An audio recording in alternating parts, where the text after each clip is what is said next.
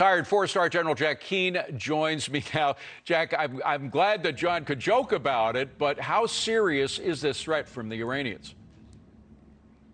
Oh, it's very serious. I mean, and obviously this is in response to killing Qassem Soleimani back in January of 2020, who had as much American blood on his hands as the 9/11 bombers did in New York City and the Pentagon. Listen, there are scores of former U.S. government officials that are on this list, somewhere over 50.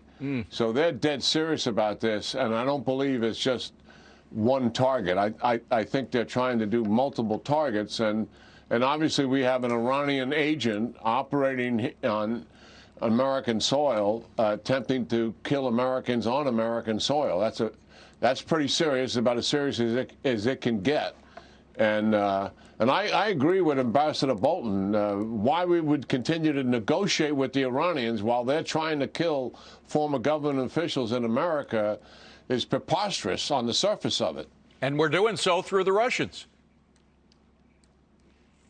Yeah, and also through the EU. They're trying to get the Iranians to make a concession here and remove the investigation that the UN is conducting as a result of finding nuclear materials on a clandestine site. Wow. In other words, not one of the public sites, which always goes back to the original premise we all had, that the Iranians will always attempt to make a nuclear weapon separate from the parallel system for civil nuclear energy. In other words, they will make a nuclear weapon clandestinely and covertly, regardless of a nuclear deal. Right. That is where they are. That's where they've always been. We know that, but this administration has been unable to deal with those facts. Gotcha. General, I want to switch to China because that seems to be a real immediate threat.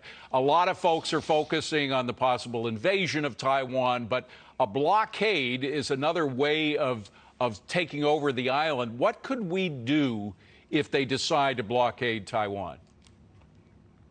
Well, it's interesting that you mention this because everybody does focus on the D-Day invasion sort of scenario, which is all-out air and missile attack, amphibious assault, obviously very challenging over 100 miles of sea, parachute assault, helicopter assault, the like.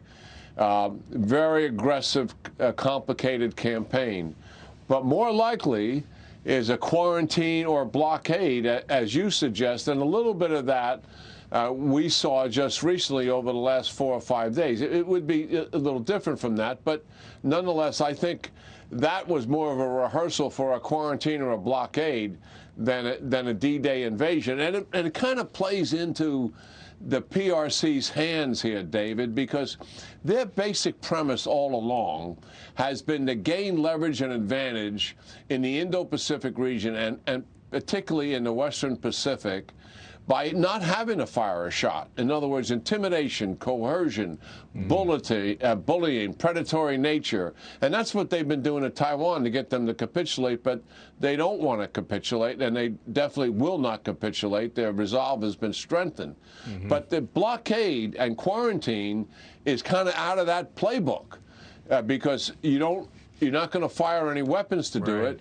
You're going to encroach on the air and maritime, and then the onus is on Taiwan to fire a shot, or the United States to take some aggressive action. And I think the United States would assist Taiwan in attempting to demonstrate, certainly to the PRC and their military, that we're dead serious about it, and we're not going to put up with this quarantine and blockade. We got to leave it. That is absolutely the most realistic option, I think, for the Chinese. Gotcha. Of course, that philosophy goes back thousands of years in China, where you can win by not firing a shot. Use that. Yeah, exactly. General, great to see you. Thank you so much for being here. Have a good weekend.